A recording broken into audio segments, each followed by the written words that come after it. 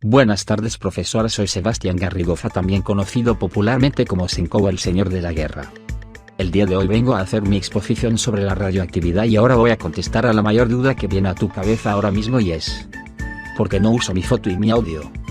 Y ese es por qué mi cámara no funciona y mi micrófono suena como...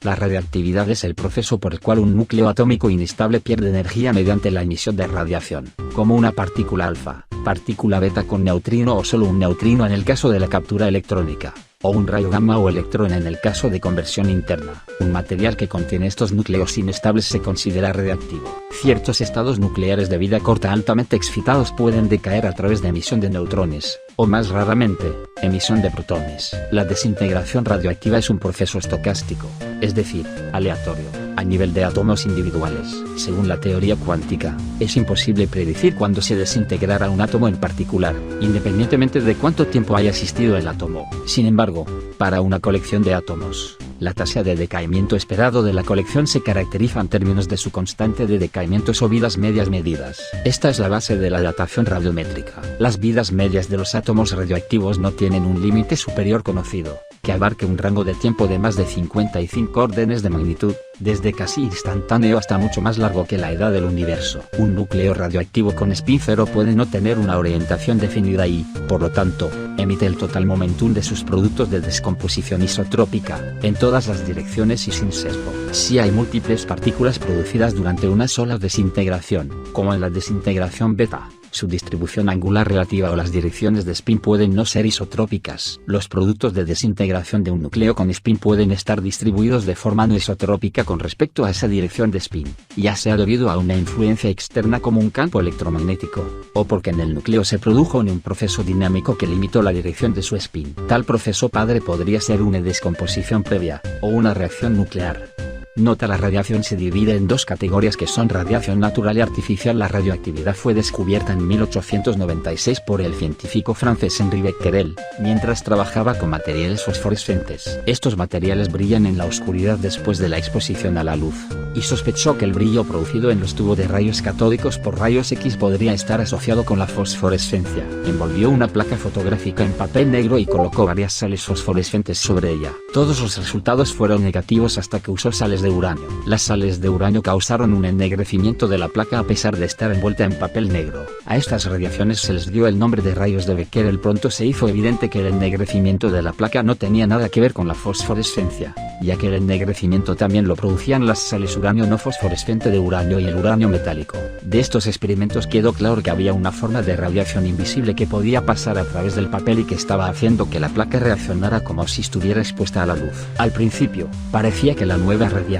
era similar a las radiografías recientemente descubiertas. Investigaciones posteriores de Becquerel, Ernest Rutherford, Paul Villard, Pierre Curie, Marie Curie, y otros demostraron que esta forma de radioactividad era significativamente más complicada. Rutherford fue el primero en darse cuenta de que todos estos elementos se desintegran de acuerdo con la misma fórmula matemática. Su estudiante Frederick Soddy fueron los primeros en darse cuenta de que muchos procesos de desintegración resultaron en la transmutación nuclear de un elemento a otro.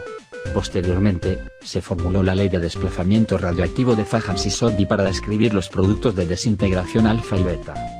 Los estudios del matrimonio de Marie y Pierre Curie, quienes encontraron otras sustancias radiactivas, el torio, el polonio y el radio. La intensidad de la radiación emitida era proporcional a la cantidad de uranio presente, por lo que los Curie dedujeron que la radiactividad era una propiedad atómica. El fenómeno de la radiactividad se origina exclusivamente en el núcleo de los átomos radiactivos. Se cree que se origina debido a la interacción neutrón-protón. Al estudiar la radiación emitida por el radio, se comprobó que era compleja, pues al aplicarle un campo magnético, parte de ella se desviaba de su trayectoria y otra parte no. La radiactividad artificial, también llamada radiactividad inducida, se produce cuando se bombardean ciertos núcleos estables con partículas apropiadas. Si la energía de estas partículas tiene un valor adecuado, penetran el núcleo bombardeado y forman un nuevo núcleo que, en caso de ser inestable, se desintegra después radiactivamente. Fue descubierta por la pareja Frederick Joliot-Curie y Irene Joliot-Curie, bombardeando núcleos de boro y de aluminio con partículas alfa.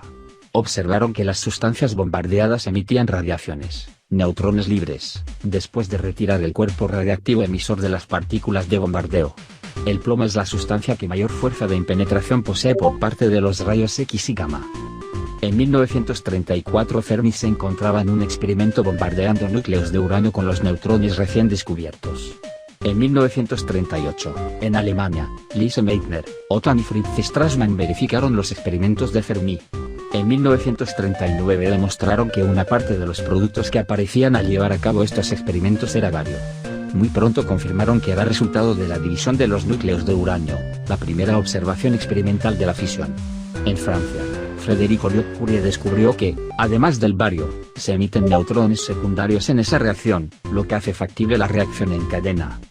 También en 1932, Marc-Laurence Heruin-Oliphant-Once teorizó sobre la fusión de núcleos ligeros, de hidrógeno, y poco después Hans Bethe describió el funcionamiento de las estrellas con base en este mecanismo.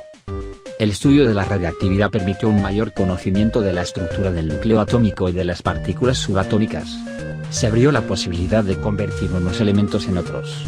Incluso se hizo realidad el ancestral sueño de los alquimistas de crear oro a partir de otros elementos, como por ejemplo átomos de mercurio, aunque en términos prácticos el proceso de convertir mercurio en oro no resulta rentable debido a que el proceso requiere demasiada energía. El 14 de marzo de 1994, la Agencia Internacional de la Energía Atómica, AEA, dio a conocer un nuevo símbolo de advertencia de radiactividad con validez internacional. La imagen fue probada en 11 países. Aprendimos mucho en este video, ¿no es así?